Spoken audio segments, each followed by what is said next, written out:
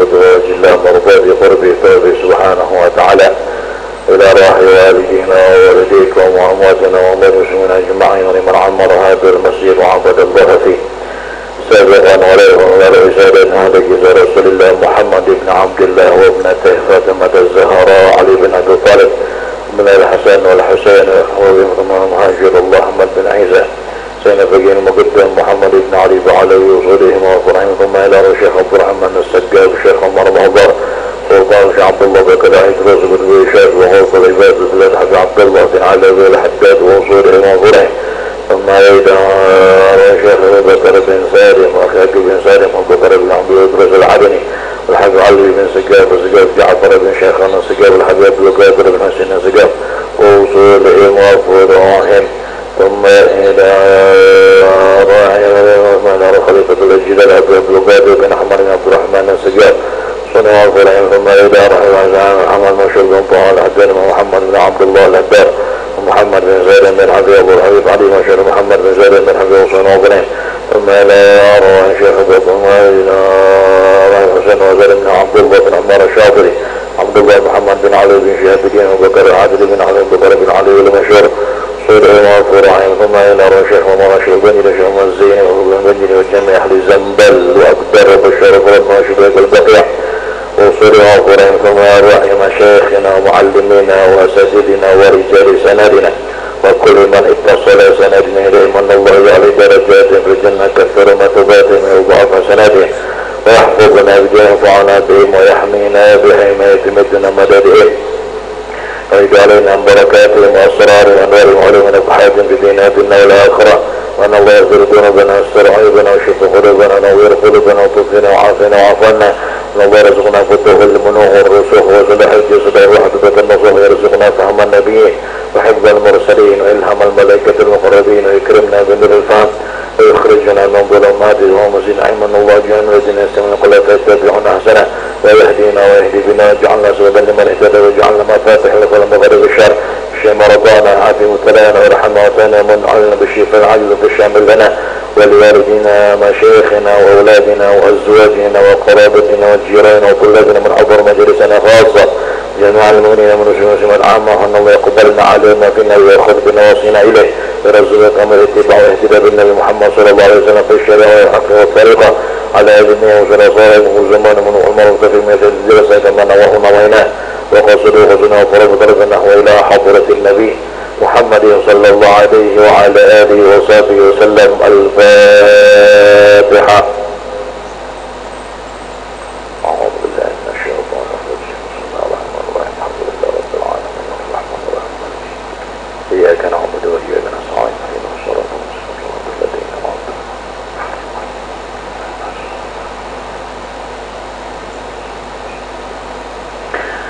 السلام عليكم ورحمة الله وبركاته. بسم الله الرحمن الرحيم. الحمد لله رب العالمين وبه نستعين على أمور الدنيا والدين وصلى الله وسلم على سيدنا محمد وعلى آله وصحبه أجمعين.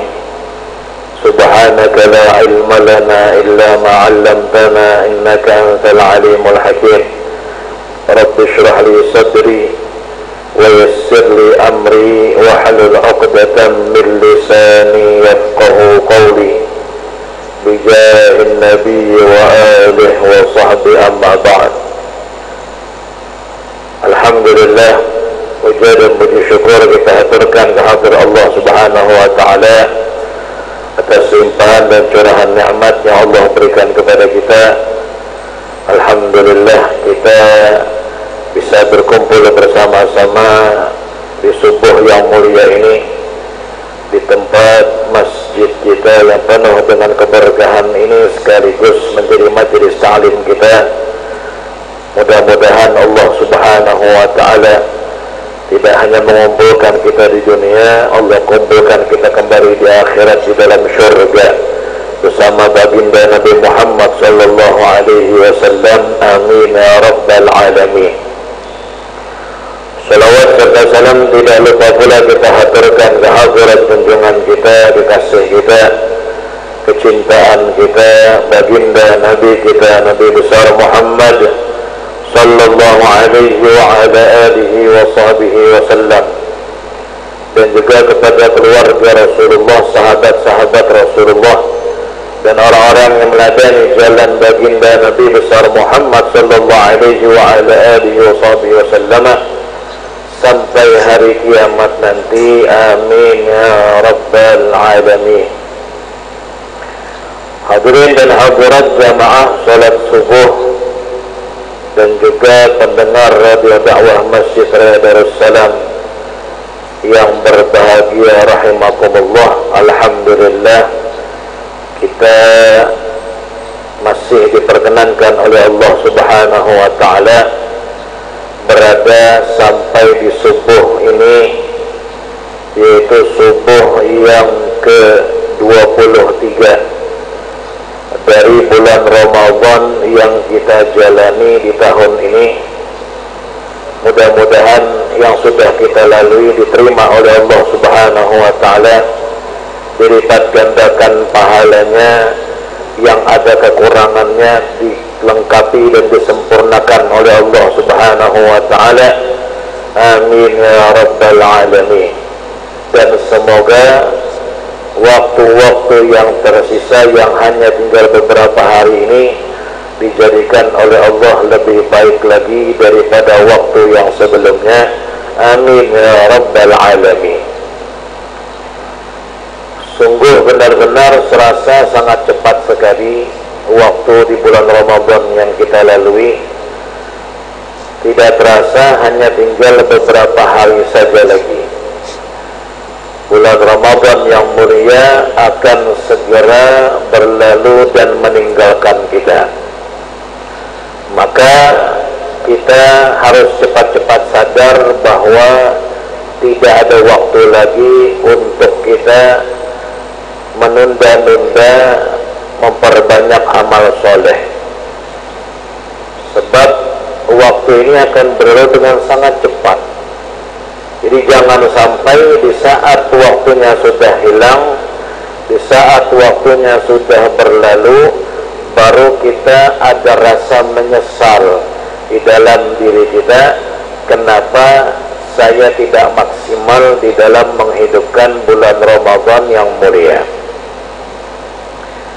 Ada sebuah perkataan khilaf di antara ulama. Ada yang mengatakan itu adalah hadis, tapi sebagian yang lain mengatakan bukan hadis, melainkan perkataan Sayyidina Abdullah bin Amr bin Aus, salah seorang daripada sahabat Nabi Muhammad SAW. Ya, walaupun itu bukan hadis, tapi kalau sahabat yang berkata, maka ilmunya pasti dari Nabi. Ilmunya yang dia dapatkan, yang dia sampaikan, pasti sumbernya dari Nabi Muhammad SAW. Bunyi perkataannya begini: i'mal li dunyaka ka'annaka ta'ishu abada, wa'mal li akhiratika ka'annaka tamutu ghadan. I'mal li dunyaka, bekerjalah untuk urusan duniamu, beramallah untuk kepentingan kehidupanmu di dunia, bisnis, kemudian pekerjaan-pekerjaan, kegiatan-kegiatan yang urusannya duniawiyah. Lakukanlah, kerjakanlah dalam keadaan kamu meyakini kamu itu masih hidup selama-lamanya. Kamu hidup selama-lamanya, umurmu masih sangat panjang. Tapi wa'amal li akhiratika ka'annaka tamutu ghadan, beramallah untuk urusan akhirat seakan-akan kamu meninggal besok, seakan-akan besok kamu sudah mati, seakan seakan-akan besok kamu sudah wafat dan meninggalkan kehidupan dunia ini.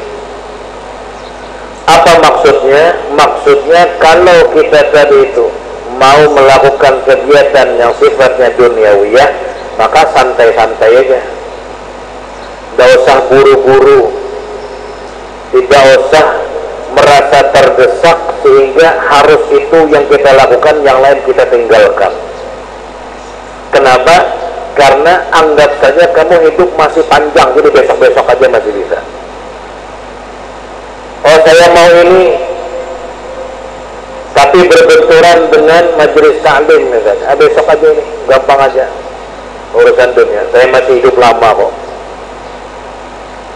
Tapi kalau urusan akhirat, urusan amal soleh, yakinkanlah sebaliknya, bahwasannya kamu besok sudah mati. Supaya apa? Supaya jangan gampang menunda.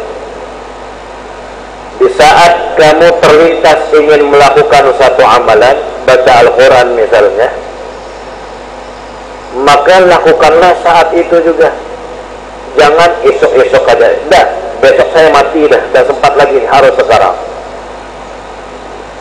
Mau sholat sunnah misalnya, nanti aja gampang, nunggu malam-malam 25 aja, atau malam 27 aja, masih ada waktu, malam-malam ganjil, masih sisa 3 malam lagi, besok-besok aja. Jangan sekarang, besok mati saya, besok umur saya habis, besok tidak ada masa lagi, jadi harus saat ini juga saya kerjakan. Itu urusan akhirat begitu. Urusan dunia, urusan amal ibadah seperti itu. Tapi kalau urusan dunia, santai aja, saya masih hidup lama kok, gampang-gampang aja, nanti-nanti aja, yang ini aja dulu, ngaji aja dulu, majelis taklim aja dulu, etikaf saja dulu, baca Al-Quran saja dulu, karena besok mati. Tapi urusan dunia, saya masih panjang umur, santai, tenang-tenang saja.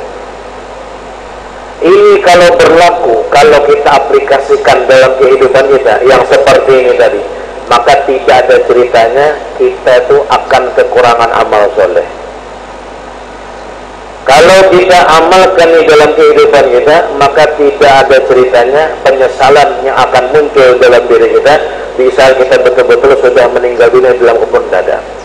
Karena setiap kali terlintas ingin beramal, langsung lakukan, tidak kita tunda-tunda, tidak kita ulur-ulur waktunya, langsung dikerjakan saat itu juga. Ini gambarannya gitu. Misalnya seandainya ada malaikat datang mendatangi kita, ketemu sama kita, jar malaikat, wahai fulan, kamu siapa? Saya malaikat. Malaikat, ada hajat apa gerangan mendatangi saya? Saya pengen ngasih kamu info penting, kabar penting, dan ini kabarnya aktual, terpercaya. Apa itu? Kabarnya besok kamu mati. Besok kamu mati. Seandainya malaikat datang ngasih kita kabar seperti itu, esok ikan mati, jalan malaikat. Kira-kira masihlah kita kepikiran nonton TV itu? Kira-kira masihlah kita kepikiran untuk membuang-buang waktu? Masihlah kira-kira kita tuh menghabiskan malam kita dengan tidur aja? Saya yakin kalau memang orang itu orang yang ingin dapat kebahagiaan di akhirat, takut dia dimasukkan ke dalam neraka, dia akan lalui malam itu sepanjang malam dengan ibadah sepenuhnya kepada Allah. Kenapa? Saya besok mati, apa yang mau saya bawa? Saya yakin kalau seandainya ada malaikat yang datang mengabarkan seperti itu, nggak ada dah di pikiran kita selain saya mau beribadah, saya akan gelar sejadah saya, mungkin basah sejadah itu karena air mata kita, karena tangisan kita, sepanjang malam menangis saja, esok mati. besok mati. Nah, itulah gambarannya. Kenapa kita itu disuruh untuk senantiasa zikrul maut, mengingat mati dalam setiap saatnya, supaya kita tuh nafsu kita yang malas-malas ini bisa kita kalahkan, untuk kita tidak menunda ibadah kepada Allah subhanahu wa ta'ala. Langsung dikerjakan. Nah, seperti itu. Al-Imam Al-Ghazali Hujjatul Islam. Imam Ghazali, siapa yang tidak kenal dengan Imam Ghazali? Orang hebat, orang Masya Allah, orang alim, orang soleh, ahli ibadah, orang yang dekat dengan Allah subhanahu wa ta'ala. Beliau punya satu karangan kitab, namanya Kitab Bidayatul Hidayah. Sebagian mungkin tidak asing mendengar nama kitab ini. Ini kitab luar biasa. Zahirnya kitab pemula, namanya saja Bidayah, pemula, permulaan hidayah, Bidayatul Hidayah. Biasanya kalau di pondok pesantren diajarkan kepada santri-santri baru, anak-anak kecil, hidayah. Isinya apa kitab Bidayatul Hidayah? Isinya adalah program ibadah dalam keseharian kita, beliau aturkan di situ. Mulai bangun tidur sampai tidur lagi, itu isinya. Jadi kita bangun tidur, doa bangun tidur apa baca. Setelah bangun tidur apa yang kita lakukan? Mesti ke kamar mandi, doa masuk kamar mandi disebutkan. Kemudian setelah itu berwudu, tata cara wudu dengan doa-doanya beliau sebutkan. Kemudian keluar kamar mandi, baca doa. Setelah itu apa kita lakukan? Sholat sekian rakaat. Setelah sholat doanya ini. Habis itu tutup dengan witir, doanya ini. Setelah itu menunggu azan di masjid. Ketika azan, sholat 2 rakaat di rumah. Kemudian berjalan, doa berjalan ke masjid. Sampai ke masjid, doa masuk masjid, dulukan kaki kanan. Itu diatur semua itu, disebutkan oleh Imam Ghazali. Urutan-urutan program ini ibadah kita. Sampai setelah sholat, zikirnya apa saja, wiridnya apa saja. Ketemu dengan waktu sholat isyraq, kemudian setelah sholat isyraq apa yang dilakukan? Kerja atau tidur, jam 9 apa, jam menjelang zuhur apa, setelah zuhur, lengkap. Disebutkan dari bangun tidur sampai tidur lagi. Itu kita tinggal ngamalkan aja, tidak perlu ngatur orang. Sudah ada ulama yang mengaturkan yang hal-hal yang sedemikian ini. Namanya Kitab Bidayatul Hidayah.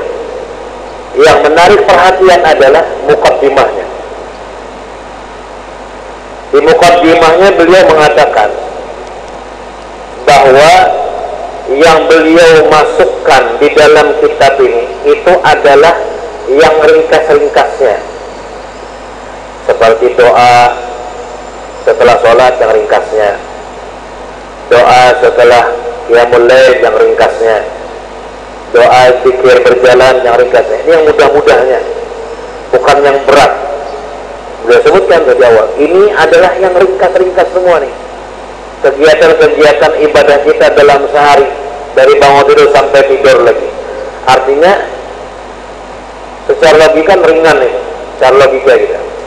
Tapi beliau mengingatkan di muqaddimahnya, walaupun yang ringkas kata beliau akan tetap terasa berat. Ini ringkas. Tapi yang ringkas pun akan terasa berat, akan susah untuk diamalkan. Bagi siapa? Nah, ini kuncinya nih.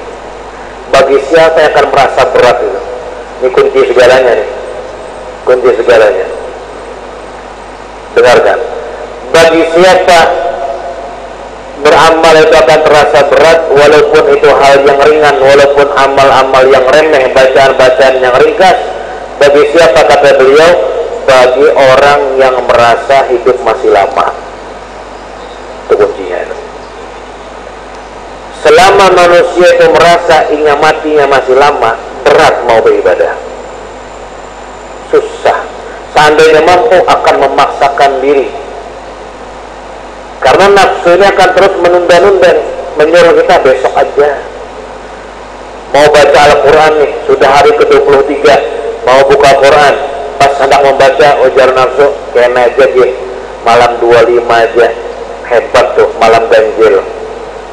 Insya Allah tamat aja tuh, nanti sampai akhir Ramadan 4 hari 5 hari, oh ya sudah, nanti aja.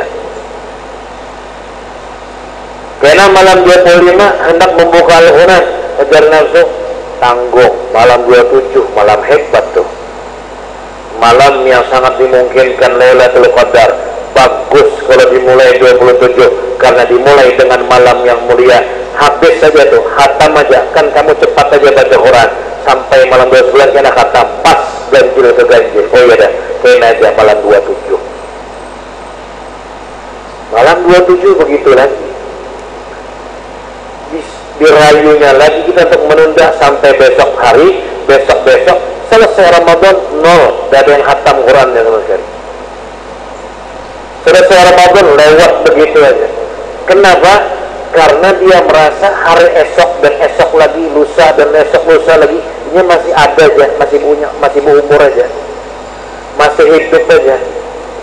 Ini adalah penyakitnya itu di situ, orang malas beribadah itu. Coba jarlun tadi itu, seperti yang disebut oleh ulama, kalau kita bayangkan besok kita mati, kita akan menunda amal.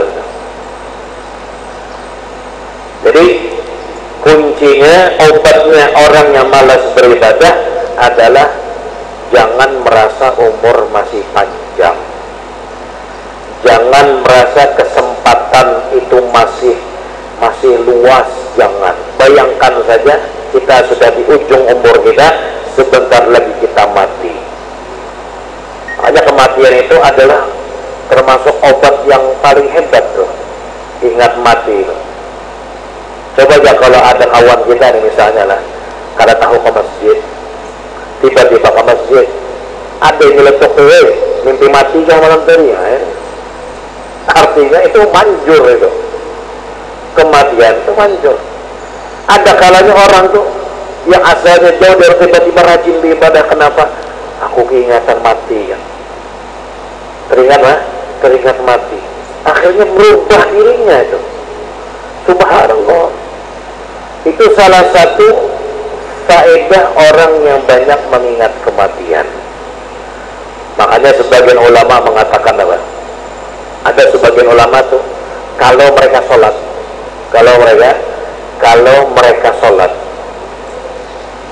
itu mereka sebelum sholat, kan biasanya kita sebelum sholat ratakan soft, rapikan yang kosong diisi begitu. Sebagian mereka ada yang menambah apa?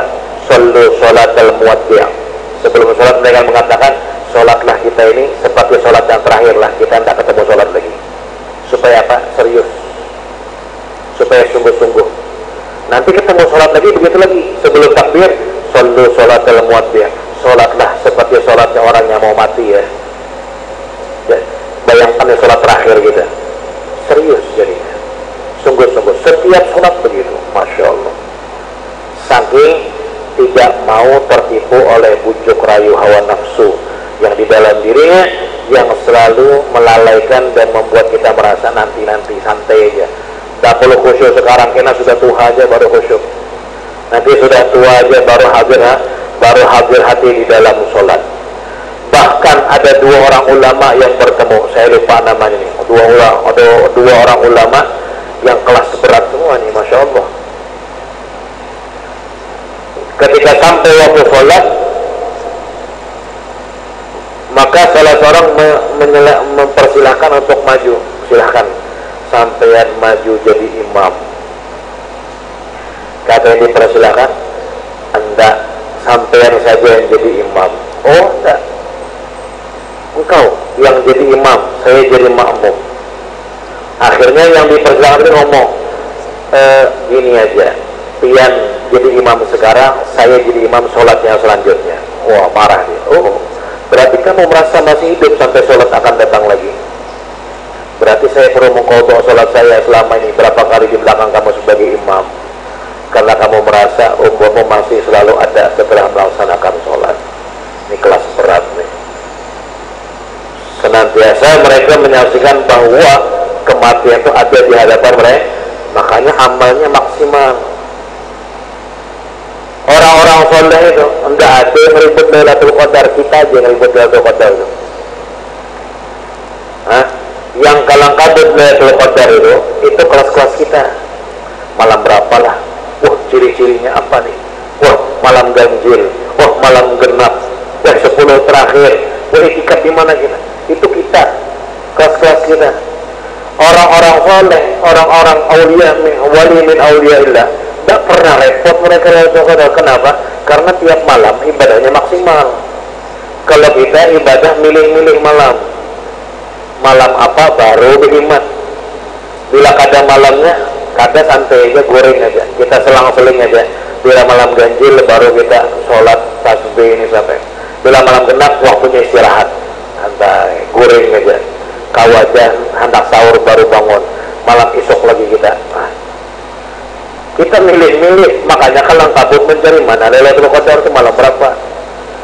Tapi kalau mereka tidak pernah bingung Lailatul Qadar atau tidak Lailatul Qadar, ibadah mereka segitu-gitu sudah. Jadi mau malam berapa aja tidak pernah repot mereka, karena mereka memastikan diri mereka akan dapat ya, akan menghasilkan itu. Bahkan Habib Abdullah bin Ali al-Haddad mengatakan hebatnya orang-orang soleh itu, orang-orang yang mereka memang mewakafkan dirinya untuk Allah Subhanahu wa ta'ala. Seandainya tuh seperti cerita kita tadi, ada malaikat datang mengabarkan besok mereka mati, maka mereka kadang menambah ibadah. Kenapa? Karena sudah maksimal ibadahnya, dari lagi yang ditambah sudah. Yang menambah ibadah itu kita, karena kita sebelumnya kurang, makanya ada yang ditambahi. Mereka dari ditambahi, kenapa? Sudah mentok ibadahnya, waktunya sudah habis untuk ibadah, jadi tidak ada ditambah-tambahi lagi. Masya Allah. Nah, maksudnya apa nih? Maksudnya kita di akhir, masa-masa yang akhir nih, sudah hari ke-23. Kalau ada terlintas di hati untuk beramal, jangan ditunda-tunda. Jangan, sekarang. Tidak nunggu besok, enggak sekarang. Mau baca Quran, ujian besok, enggak sekarang. Saya mau sekarang baca. Ujar nafsu, hendak sholat tasbih, jangan langsung besok aja, malam ini malam genap, malam enggak sekarang. Besok saya mati gitu. Saya meninggal dunia besok. Mau sholat taubat, isuk sekarang, tidak bisa. Eman-eman, waktu tertinggal beberapa hari lagi.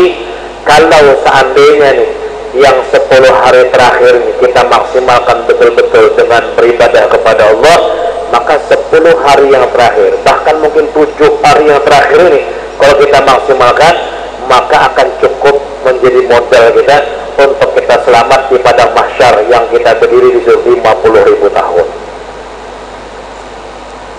Yang tahu padang mahsyar 50.000 tahun orang di padang mahsyar itu kada gampang.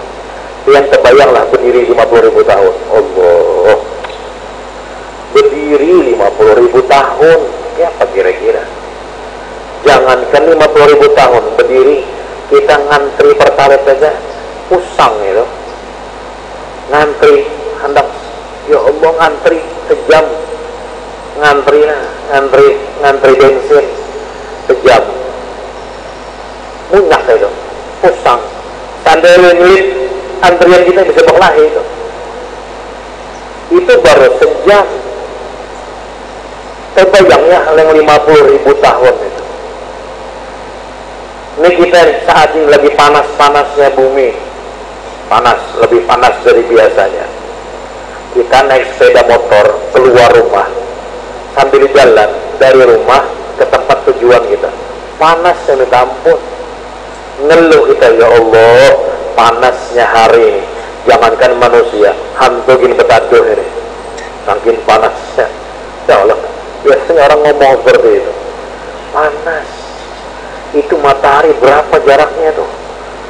Di padang mahsyar matahari 1 mil di atas kepala kita, dan berdiri 50.000 tahun, khamsina alfasanah, tanpa pakaian, tanpa makan, tanpa minum, berdiri, nggak bisa duduk.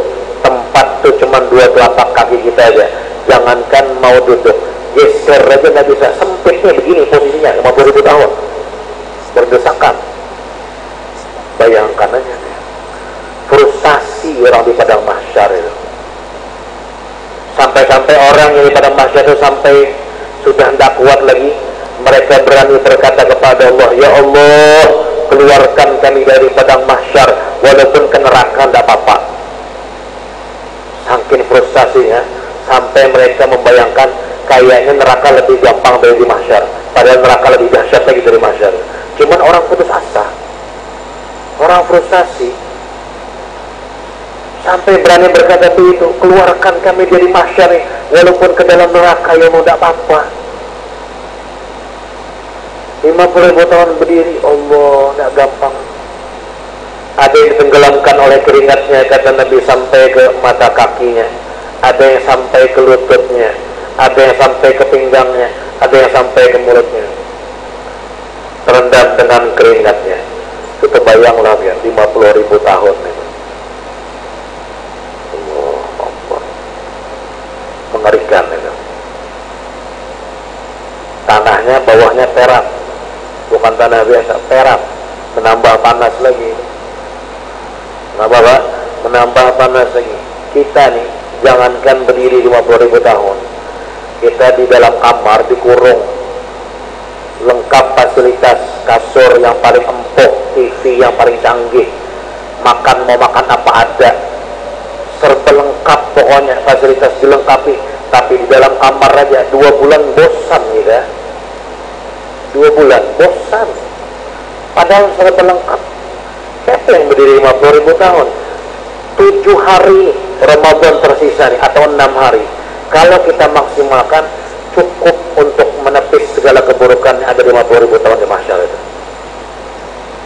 Mau kapan lagi? Kita menunda lagi, hilang nih, habis. Kita belum tentu ketemu Ramadan tahun yang akan datang. Jadi jangan nanti-nanti lagi. Kapan lagi? Sekarang. Sehingga 7 atau 6 hari lagi beres. Perjuangan tinggal sedikit saja. Bila kita berhasil, sukses, maksimal nih hasilnya, tercatat di sisi Allah minal utaqa minan nar, termasuk orang yang bebas dari neraka, maka 50.000 tahun di mahsyar kecil bagi dia. 50.000 tahun di mahsyar kita akan lalui dengan waktu yang serasa singkat. Nabi SAW mengatakan di dalam hadisnya, orang yang beriman, orang yang beruntung, orang yang sukses mendapat ridha Allah nanti di padang mahsyar, waktu 50.000 tahun, dia merasa, berarti tetap 50 tahun, cuma rasanya dia merasa hanya seukuran antara sholat zuhur sampai sholat asar saja. Yang lain ngerasa betul 50.000 tahun beratnya. Tapi orang yang beriman, orang yang sukses, orang yang dapat keridhaan Allah, menjalani 50.000 tahun seperti orang melalui waktu antara zuhur ke asar. Singkat, perasainya. Padahal sama, jadi 50.000 tahun juga. Tapi karena posisinya nyaman, posisinya dalam ridha Allah, terasa singkat. Tidak terasa seperti kita sholat zuhur ke masjid, bulik-bulik dari masjid ke rumah, makan siang, istirahat sebentar, ngaji, asar sudahlah, tidak terasa. Mudah-mudahan kita termasuk orang yang mampu memaksimalkan sisa-sisa daripada bulan Ramadan yang mulia ini dengan ibadah kepada Allah Subhanahu wa ta'ala. Kalau kada Ramadan kita menangis, di bulan apa kita mau nangis? Di Ramadan, bulannya menangis, bulannya kita menyesali perbuatan kita kepada Allah. Amun kada bulan Ramadan, bulan apa lagi? Kalau di Ramadan saja tidak bisa nangis, maka bulan apa yang diharap mau buat kita nangis? Karena Allah. Belum nangis saya setiap bulan karena jatuh tempo itu lain lagi kisah. Tangisannya lain lagi. Ini tangisan yang dipenuhi dengan kerinduan kepada Allah Subhanahu wa ta'ala. Mun kada di Ramadan, bulan apa? Yang paling mudah menangis ada di Ramadan. Kalau di Ramadan tidak dapat ampunan Allah, mau di bulan apa? Ramadan aja lupa, bulan yang lain ya Allah susah, berat. Mudah-mudahan yang sisa sedikit ini Allah subhanahu wa ta'ala berikan taufik dan hidayahnya kepada kita semuanya, kita mampu mengisi dengan ibadah-ibadah kepada Allah, khususnya ibadah qiraatul Quran, membaca Al-Quran. Al-Quran dibaca, dipelajari, kalau bisa pian hafal walaupun sedikit. Dan jangan lupa setiap kita nih, kata guru saya, setiap kita ini jangan sampai lupa untuk berniat dalam hati untuk menghafal Quran. Walaupun sudah Tuhan inggih, niatkan aja, niatkan. Jangan tidak diniatkan menghafal Quran. Pian hafal sedikit, kemudian saya niat ya Allah akan menghafal Quran semuanya. Kenapa? Karena orang yang menghafal Al-Quran kemudian tidak selesai ketika dia meninggal dunia, di dalam kubur Allah akan kirim seorang malaikat yang akan membimbing dia untuk menyelesaikan hafalannya. Jadi kalau saya niat mau menghafal Quran, pian hafal sedikit, karena di dalam kubur pian akan khatam Quran, menghafal Quran di dalam kubur, hatta yuhsyar ma'a ahli, kata Nabi, sehingga ketika dia dibangkitkan nanti ketika hari kiamat, dia dibangkitkan bersama para penghafal Quran. Padahal dia tidak hafal Quran, tapi dia niat. Maka kata guru kita, jangan sampai ada yang tidak niat menghafal Quran, rugi. Karena niat kita itu akan diteruskan Allah di dalam kubur kita dan dibangkitkan bersama mereka ahlul Quran. Dia niatkan sambil menghafal sedikit, menghafal surah-surah pendek, sebagai apa istilahnya, bukti ketulusan niat kita ingin menghafal Al-Quran. Hafalkan seayat dua ayat, nanti disempurnakan di dalam kubur, dijadikan oleh Allah subhanahu wa ta'ala, diajari oleh seorang malaikat, dibimbing untuk bisa menyelesaikan hafalannya, sehingga dibangkitkan ma'a ahlihi, bersama ahlul Quran ada di hari kiamat. Allah alam bisawab. Mudah-mudahan Allah ridhoi kita, Allah pandang kita dengan pandangan rahmat dan kasih sayangnya, dan semoga Allah istiqamahkan kita di dalam beramal, Allah istiqamahkan kita di dalam melakukan ketaatan, Allah istiqamahkan kita di dalam meninggalkan maksiat kepada Allah subhanahu wa ta'ala. Semoga Allah tutup bulan Ramadan dengan penutup yang husnul khatimah, penutup yang baik, penutup yang indah, dan Allah subhanahu wa ta'ala catat nama kita termasuk orang-orang yang bebas dari api neraka Allah subhanahu wa ta'ala, dan mudah-mudahan kita termasuk orang-orang yang masuk surga bighairi hisab, dikumpulkan bersama baginda Nabi besar Muhammad sallallahu alaihi wasallam. Dan mudah-mudahan Allah jadikan Ramadan yang kita lalui akan menjadi saksi kebaikan untuk kita di akhirat, bukan menjadi saksi yang memberatkan kita nanti di hadapan Allah subhanahu wa ta'ala. Dan semoga dipanjangkan umur, diberikan sehat wal afiat yang sempurna sampai di bulan Ramadan tahun yang akan datang, bi khairin wa lafin wa afiyah. Amin ya rabbal alamin, amin ya rabbal alamin, amin ya rabbal alamin. Ala hadhihi niyyah wa kulli ma nabi salafuna salih ila hadratin Nabi Muhammad sallallahu alaihi wasallam. Al-Fatihah.